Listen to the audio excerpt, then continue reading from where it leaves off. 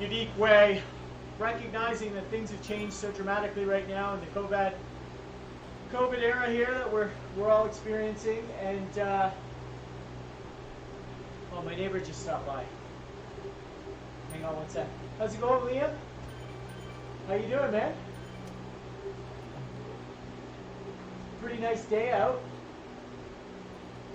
Yeah, we're just riding bikes indoors. You're probably riding outside, right? Yeah, okay, we'll see you soon. Oh, sorry. Little interlude. It's beautiful outside, everyone's stopping by. I have to say it's pretty nice. So I want to introduce everyone to Celeste from Access Storage, and this is one of those situations where, you know, a community business partner recognizes an opportunity where they can get involved and help out in a unique way, and you know, really bring some good in a time that's been really challenging for us. And it's a connection with some of our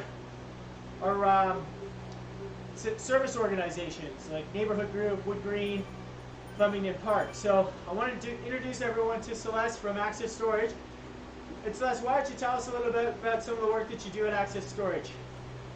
So first of all, thanks very much for the kind words and the privilege and opportunity to say hello and to congratulate you for your spearheading of this wonderful event for Michael Guerin. Oh, we got 400 folks who are riding really hard right now, so they're all working hard. It's great. You and the 400 other folks, some of our own team, I just want to send virtual hugs and high fives to everyone. Way to go, Team Access Storage. And really team community, and that's really what we're seeing in provinces across Canada, and we're part of those communities, and really very privileged to be able to support you today. So I also set up a virtual water station because I could not attend an event knowing that we're always a community partner without putting in more than just an email and fundraising, some physical effort as well, although I think my couch, as I mentioned, has more of a dent in it than it ever has from the home. But right. I wanted to set up a little virtual table here to show our support and our virtual water station. So high fives to the 400 plus and to the team at Michael Guerin, to Shannon and Lindsay and all the team that are helping today. And what a great accomplishment. In less than 2 weeks, you guys, I believe, have doubled your goal. More than doubled. Yeah, yeah. I mean, the goal has evolved, and I think that's I think we're pretty close to 180K now or so, and donations keep coming in, and that's just 182, and that's just because people, I think, understand how important the need is, and they know how much the frontline healthcare workers are putting it on the line for us right now, and they want to help out. And if they're in a position to give, they've been doing that. So I know that you folks have made a very generous donation as well, and everyone's really grateful. So thank you. It's our pleasure to be able to donate and also to participate. We had folks in Ottawa join us, so thank you, Farah and Team Ottawa, for joining. My colleague Jenna, her husband and some friends joined as part of the 400.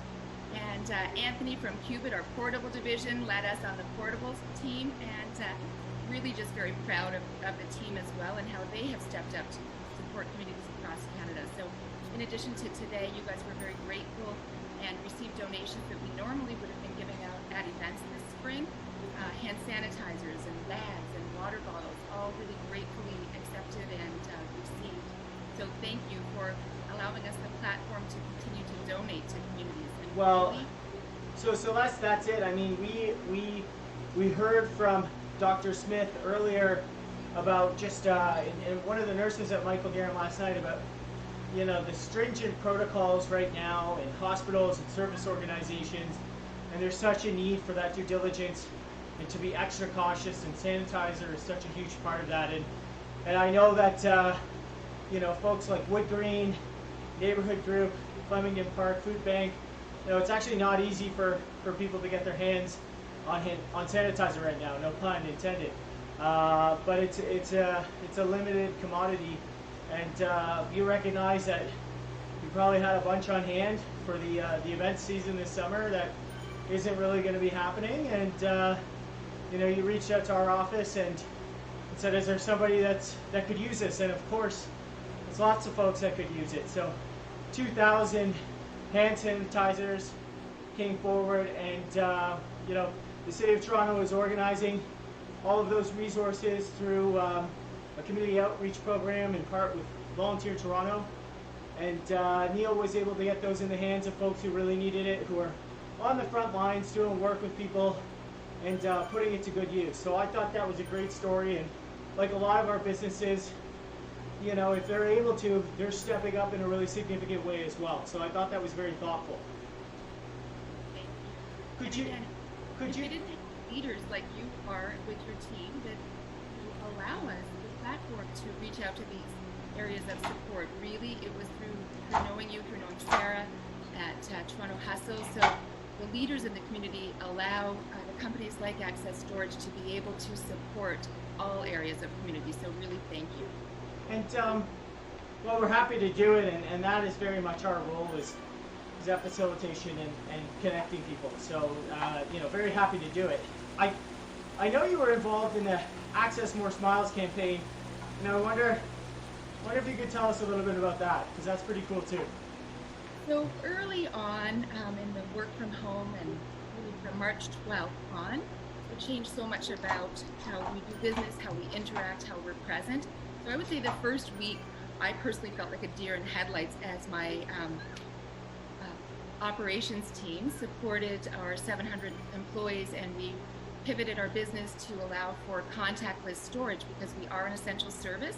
So while they were collecting and regrouping and doing this great thing for our communities across Canada to remain open, I felt a little bit lost. I felt, how do I fit in this new COVID era?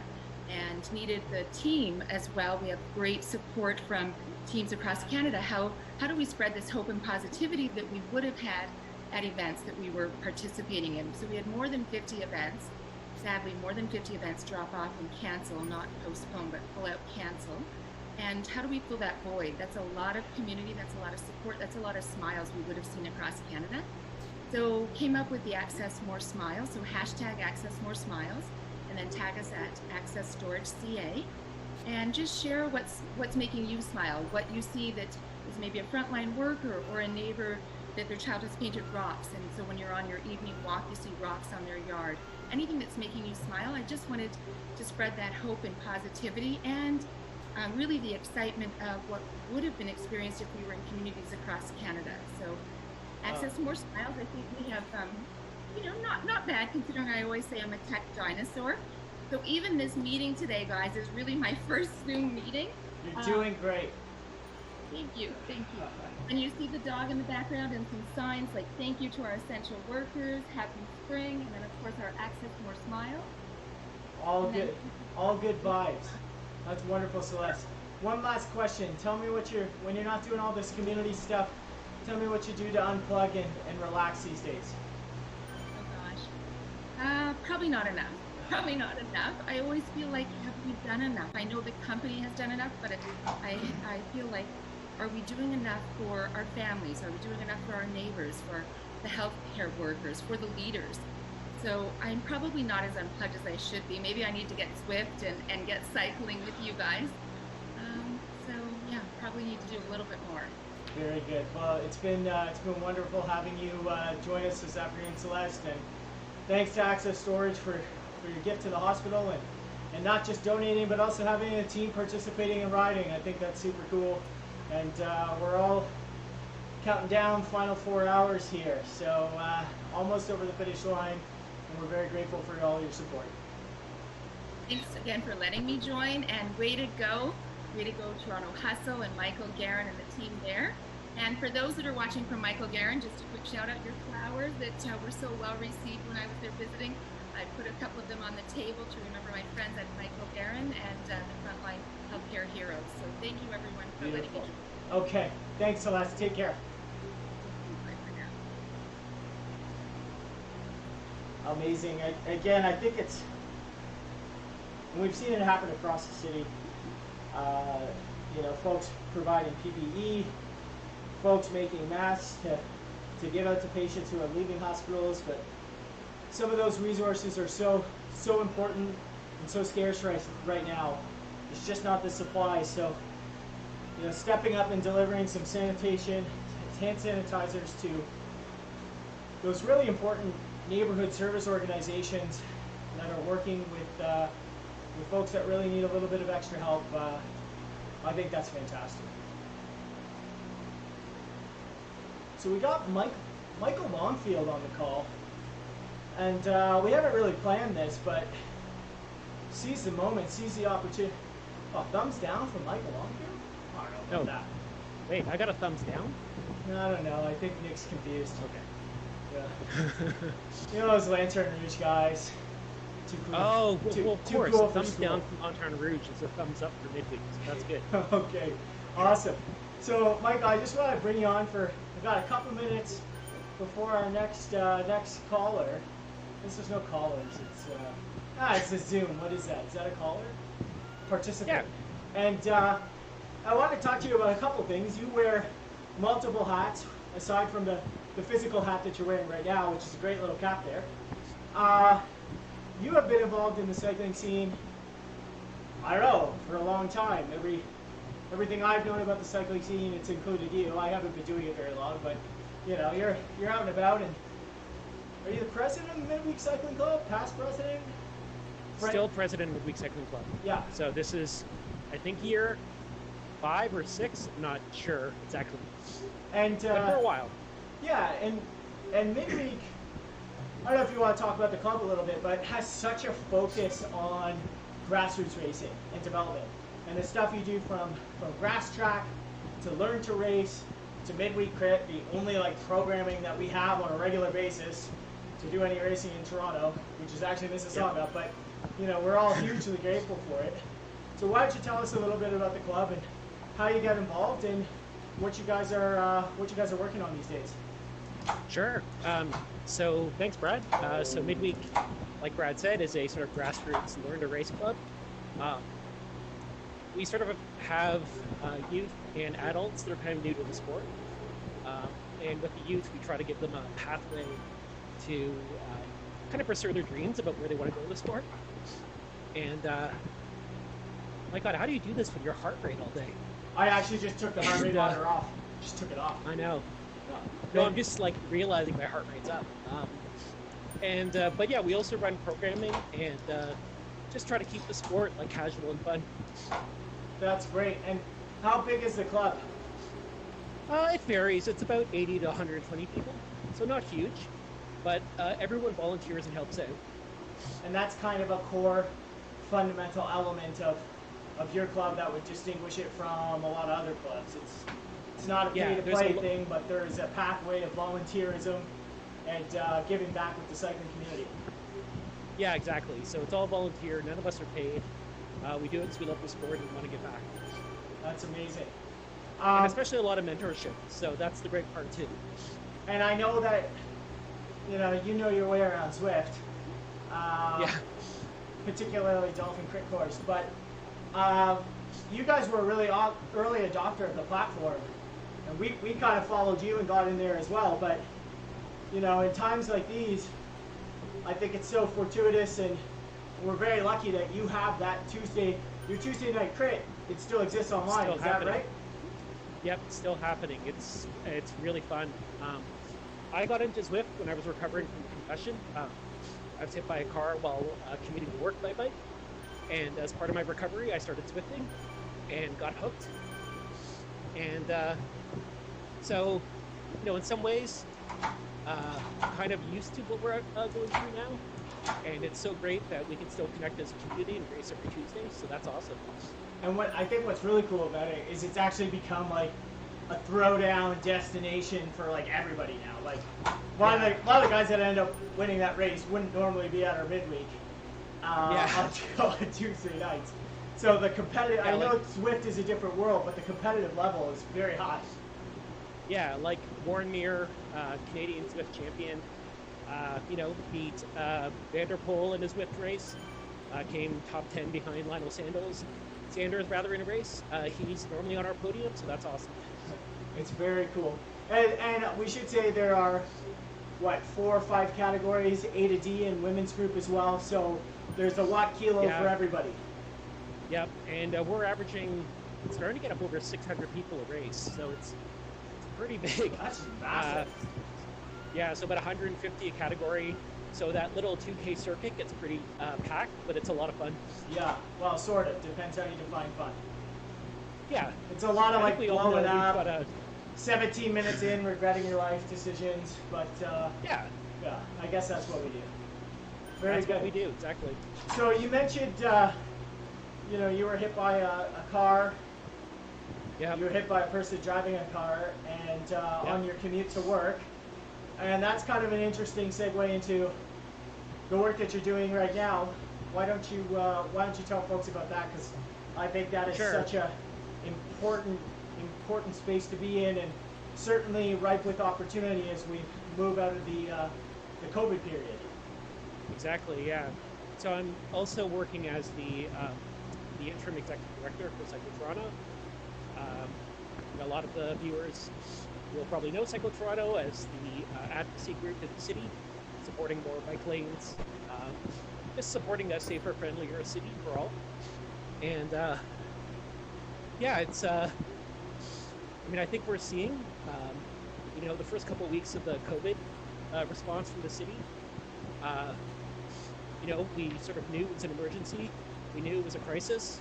And, you know, the important message was to stay home, which for us was a hard thing to say out loud.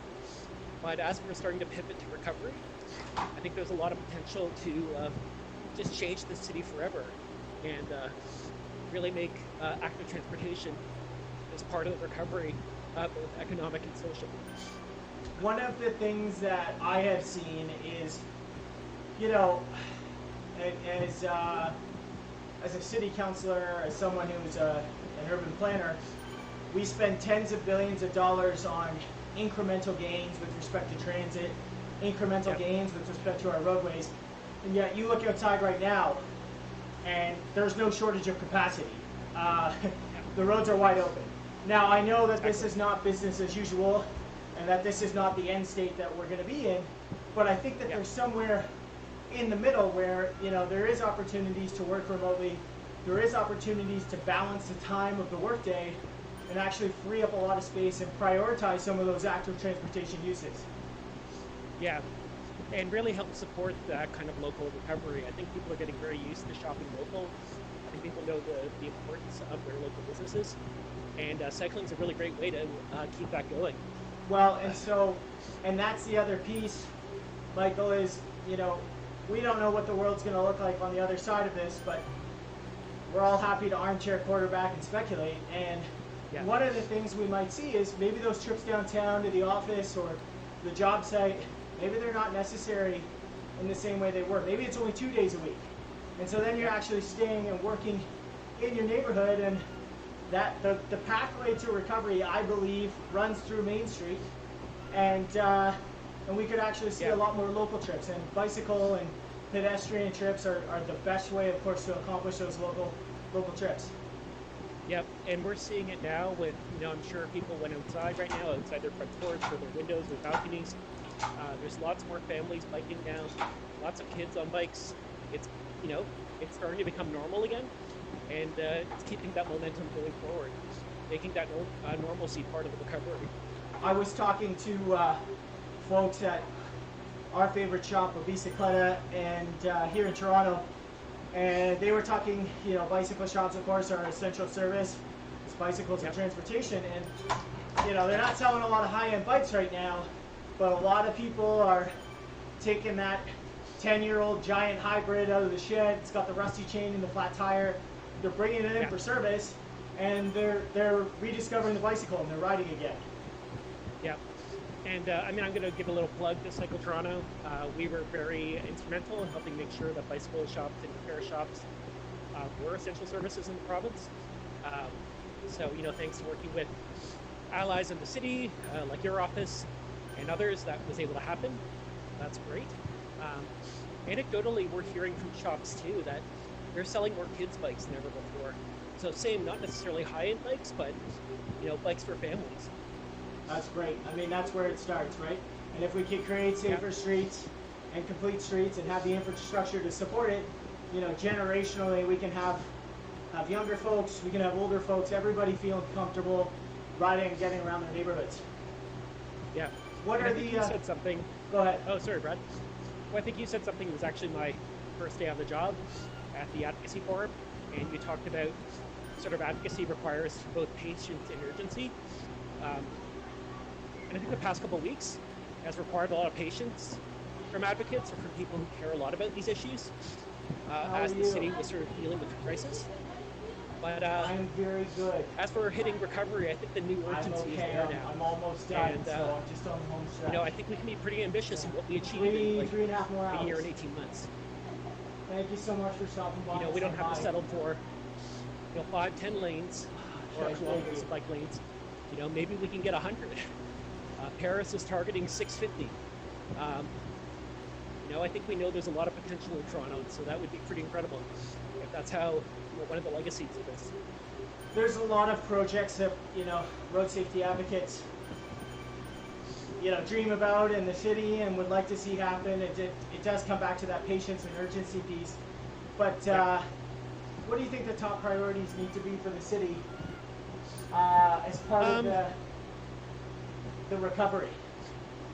I mean, I think in the short term, hearing from the mayor and the chair of public health, Councillor Cressy, that they're looking at sort of the urgent issue of sidewalks, which is good, and where there's sort of maybe pinch points or congestion.